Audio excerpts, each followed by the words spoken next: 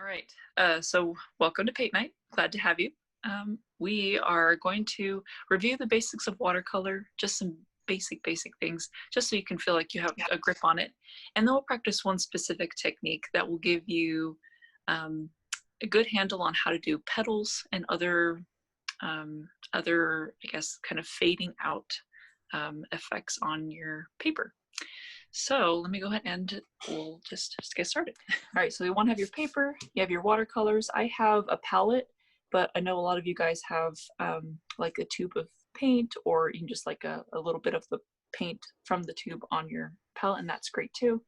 I like to have like a paper towel nearby, should have some water, and then of course just a standard paintbrush. Nothing too big or little, it's just kind of a general brush is fine. And this is really all you need to start enjoying watercolor.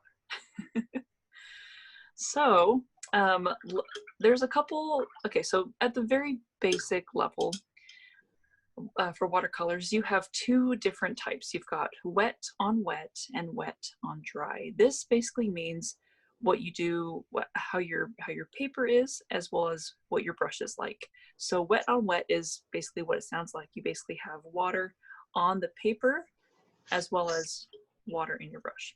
Okay, so let's go ahead and grab your brush, dip it in some water, and the top corner of your paper, just kind of do a basic, you can do like a square, you can kind of do a circle, whatever you want, just a basic space of wet on your paper.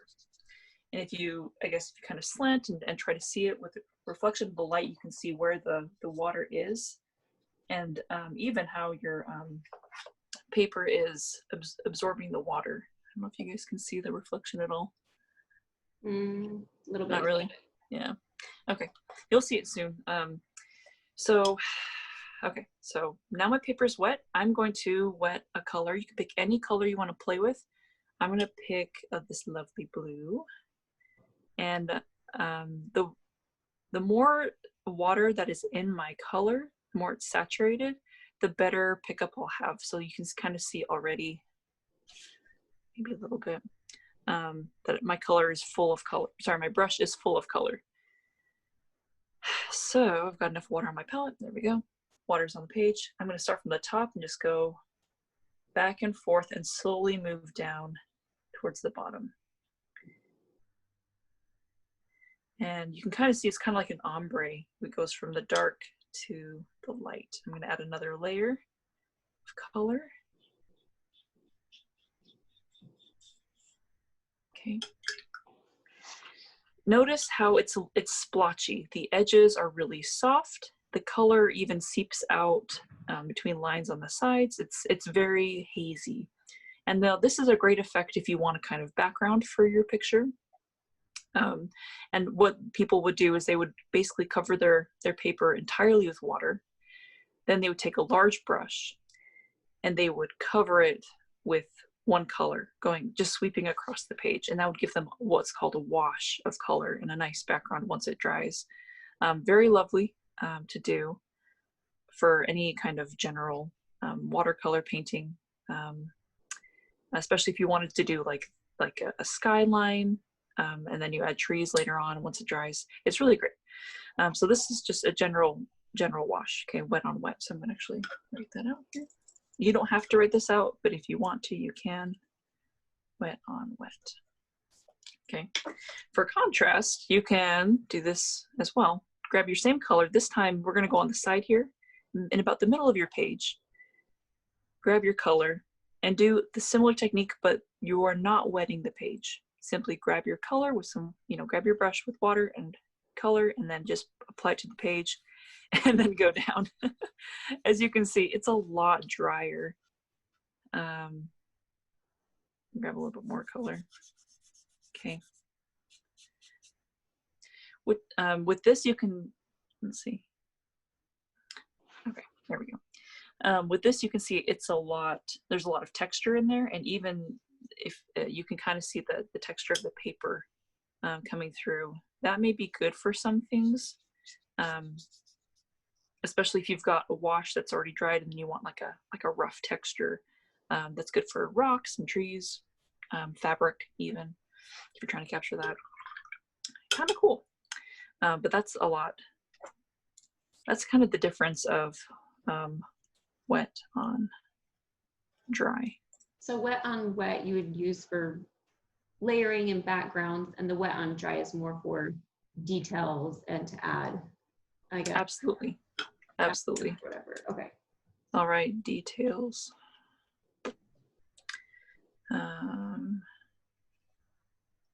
For background.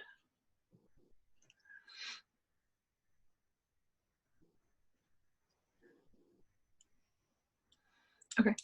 I guess I'll write texture as well. Okay. All right. We're gonna go back. Let's do this. Okay. So do another kind of a cloud or a like a box or whatever of the under the wet on wet. Get some good water down on the page. Grab a different color, also making sure that it's pretty saturated on your brush. So grab a lot of water. And then so my brush is full of purple. And I'm just going to dot where I place the water.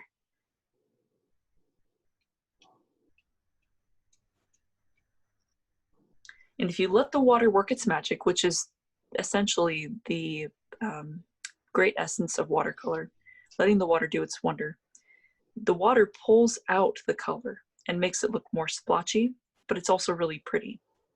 So I can even add a little bit more water to have it go out. Now we're going to do the same thing, but without wetting the paper. So grab your brush full of water and color.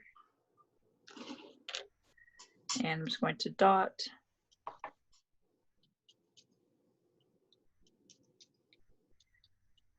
And you can see that it keeps its shape a lot more, and it does not spread out like it does here, where it's very faded and hazy. So this, like Ashley mentioned, it's really good for texture, and for doing specific details too. So lines even. And here you can kind of see like at the very tip of my brush, if I do it very lightly, I get a very thin line, which is great for stems or details, or even just kind of tracing the outline of something. Or if I press down a lot harder, I can see the bristles on the brush spread out more. And that can also give you really cool effects too. If you just press it down, lift up is really nice.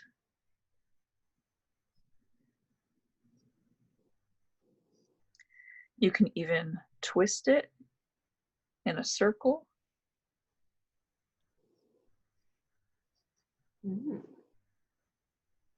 Which is, I mean, that's the beauty of wet on dry, is that you have more control with the water and the color.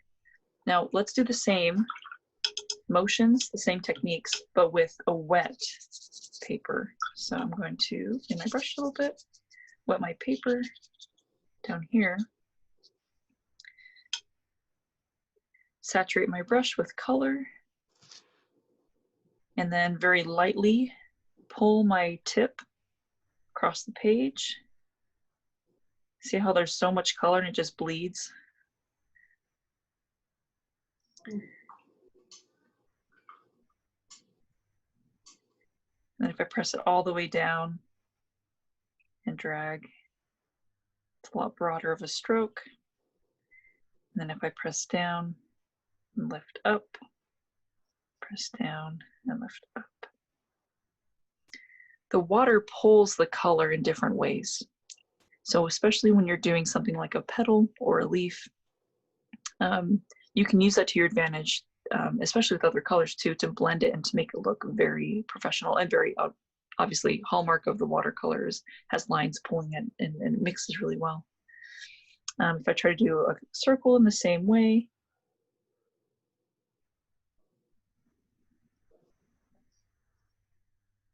you get more of kind of an outline. My outline here is a lot darker, and then I've got more color deposited in certain ways. It kind of splotches, which is a nice effect. So I'm gonna try doing another circle. Saturate my brush again. Kind of looks like a little kiwi. And do a circle. lift up. So because this is a little bit more dry, you can see where the color has like lifted and the color where it's stayed. So here we've got some nice pale line right there. Got a little bit of dry going there, so it gives it a nice texture. Here I've got kind of like the storm cloud texture, the storm cloud shape here,